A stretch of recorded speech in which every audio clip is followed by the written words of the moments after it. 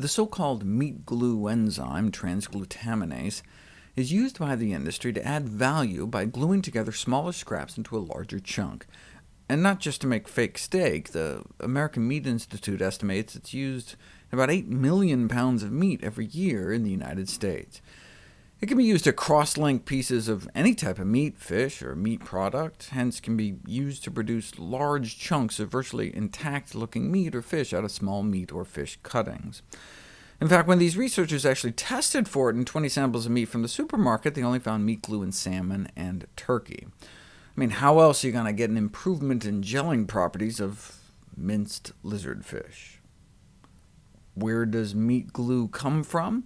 For decades, the sole commercial source of transglutaminase was from the livers of guinea pigs. Now it can be sourced much cheaper. However, the future of meat glue remains uncertain because of, as meat scientists describe, communication difficulties. One of the reasons the industry is so excited about this stuff is because using meat glue enzymes, restructured meat can be made from underutilized portions of the carcasses. For example, you can get away with adding up to 5% tendons, and some people can't even tell the difference.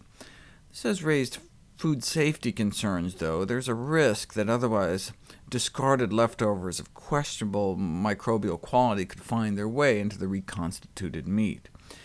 You can actually take a microscope and see introduced E. coli 015787 along the glue lines where meat pieces were enzymatically attached, which shows that the restructuring process can translocate fecal matter surface contamination into the interior of the meat.